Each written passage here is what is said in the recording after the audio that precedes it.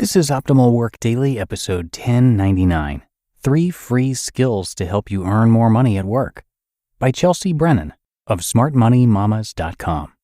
And I am Dan. I'm your personal narrator and host here. Welcome, and we're going to jump right into our post now. I'll, of course, tell you more about the author and the site afterwards, but let's do it now as we optimize your life. 3 Free Skills to Help You Earn More Money at Work, by Brennan of smartmoneymamas.com. Did you know there are many ways to develop new skills and improve your income potential at work without spending thousands going back to school? Some of the most important skills successful people have aren't easily taught in a classroom.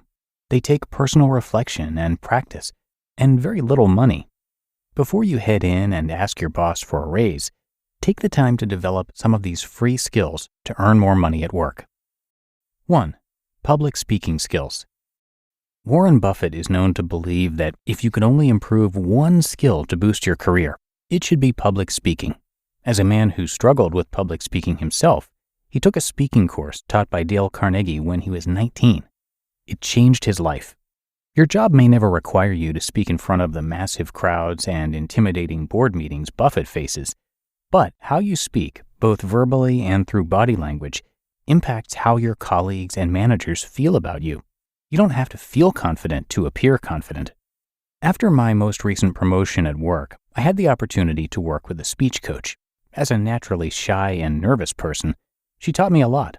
One of her messages that speaks loudly in my head each time I walk into a speaking situation is this: promotions early in your career are about work product and your competence. Who makes it to the next level is softer. It's about networking, how people feel speaking to you and working with you, how confident they feel in your abilities to lead and teach as you walk out of the room. Personally, every time I walk out of a conversation, I want people to feel like I am confident, competent, and approachable. Those are things that I can control with how I speak, how I stand or sit, and how I control my nervousness. And they are things you can control too. Low-cost ways to become a better public speaker. Public speaking is all about practice, but you have to have the right principles in place. What is the point of practicing just to enforce bad habits? You can learn some great habits from Dale Carnegie's How to Win Friends and Influence People, or Carmine Gallo's Talk Like Ted. These could be acquired from your local library for free. If you want to get live practice, you could always join a local Toastmasters group. For only $45 every 6 months, you could learn the skills you need to be a confident speaker and strong leader. You'll practice speaking and get feedback from your group members. A valuable experience in seeing how others perceive you. 2. Professional writing skills. In a digital age, written communication has become even more important. Most of the time, your colleague or client isn't going to pick up the phone to talk to you, so you don't have to be able to write the next bestseller. But you do need to be able to construct a grammatically correct email or memo without emojis. Some typos are par for the course with constant communication, but if you want to develop a persona as an educated and competent employee, your writings need to be clear and easy to understand. People need to get the point of what you are saying quickly and not wade through grammatical errors to find your message. My job is numbers focused, but we've passed on hiring highly intelligent people more than once who couldn't write clearly. Your ideas aren't valuable if you can't express them. Take the time to practice and improve your writing skills. Low-cost ways to become a better writer. Luckily, learning how to write professionally and clearly isn't that hard. We have that lovely thing called technology, remember? Start with the basics, like running your writings through spell-check and Grammarly. Grammarly is a free service that checks your writings for basic grammar. To go the extra step, you could also copy and paste your content into the Hemingway app. This service highlights when sentences are hard to read, when you can simplify, and when you are getting too wordy. Shocker, this app doesn't really like me. If you prefer reading, there are a lot of great grammar and writing books out there. A top book on business and professional writing is Writing That Works by Kenneth Roman and Joel Rafaelson. It covers all types of business communication and the different rules you should follow. For grammar, one of my favorites is Eats, Shoots, and Leaves by Lynn Truss. It's quick, humorous, and memorable. As you learn, be sure to take into account the writing and communication styles of the other managers and senior people at your company. Some businesses prefer more detail. Some are very quick and to the point. Try to mimic your writing to those styles so that your ideas are fluent with the culture and more likely to be understood. And 3, creative thinking skills. Our world is constantly changing, and the best businesses are the ones that can adapt quickly to their environment. The more senior you get in a company, the more you have to be willing and able to think outside the box. What do your customers need? How can you attract and keep the best talent? Where can you cut costs to improve profitability without sacrificing quality? Different companies receive creative ideas in different ways. Some are always looking for the entrepreneurial spirit in their employees. Some are stuck in the "this is how we've always done it" mindset. But if you have great verbal and written communication skills developed, you can present your ideas in a way that will be well received, or at least listened to, by senior people. Unfortunately, studies have shown that we lose creativity as we age, particularly in an education system that teaches to one right answer. With practice, you can buck this trend. There are easy ways to exercise the creative parts of your brain and learn to look at things from new and exciting angles. Become a thought leader, not a follower. Low-cost ways to improve your creativity. Creativity is a skill that is incredibly hard to teach. We find it in ourselves, and we nurture it with our actions. For instance, people who are overly self-critical tend to be less creative. They shoot down their own ideas without ever giving them the chance to blossom. As such, the best ways to improve creativity aren't about spending money on courses or certifications. It is all about giving yourself room to be creative and work that part of your brain. Commit 10 minutes a day to doodling or brainstorming with no exceptions. Purchase and play with some brain teaser puzzles. Use an adult coloring book in a quiet place to access your artistic side. Coloring books interestingly put many people in a near meditative state, a great way to open your mind and step away from a problem. When you encounter problems at work, use your new creative skills to look at things from new angles.